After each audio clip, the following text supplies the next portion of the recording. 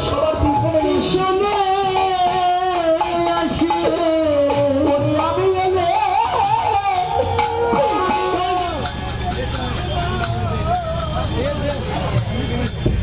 আগে গেলে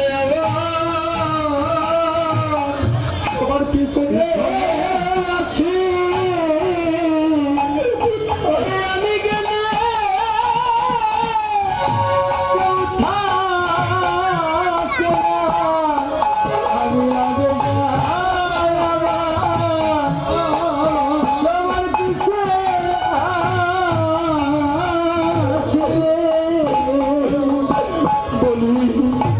আমার মতো দরদি আর কেউ নাই রাধে আমার মতো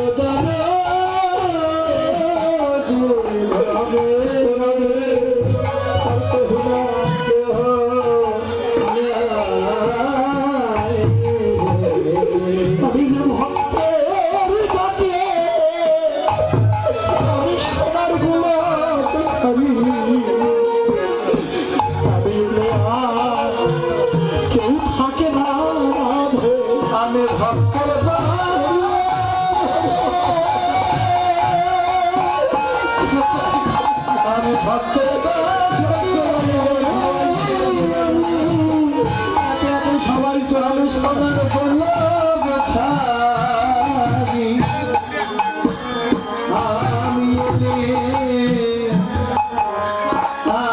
কেউ থাকে না পলাশ বীরেন্দ্র কথাটা সত্য না আমার বাবা বৃদ্ধ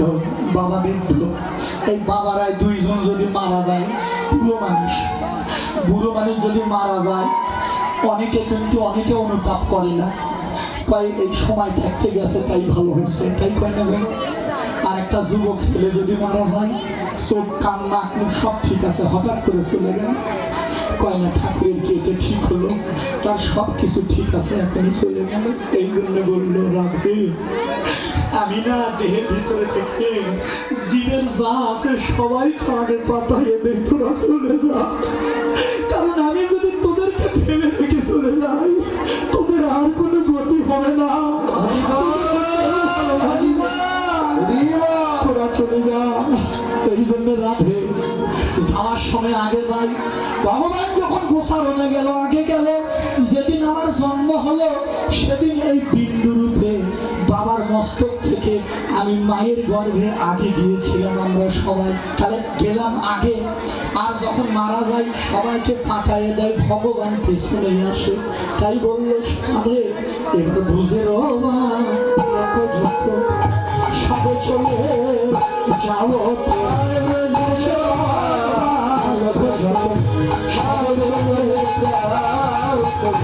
আজ তুমি সবাই কৃষ্ণে কেন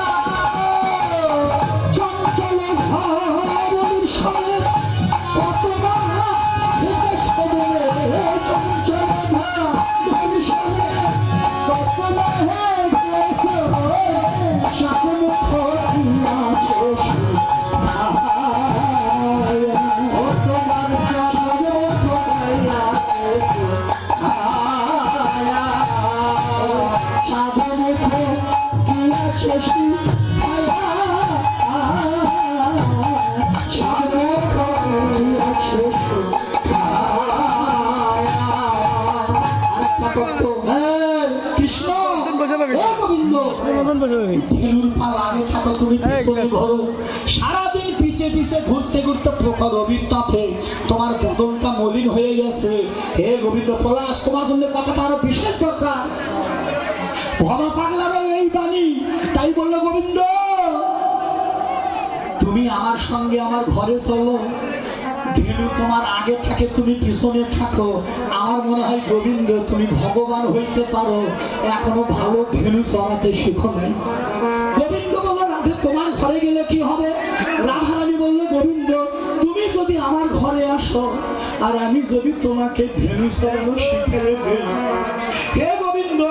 এখন তো তুমি ধেনুর পিছু পিছু একটু ঘোরো, আর আমি যদি ধেনু চড়ানো শেখাই, হে গোবিন্দ, ওই ধেনুর পাল তোমার পিছনে ঘুরবে। ধেনুর পাল তোমার পিছনে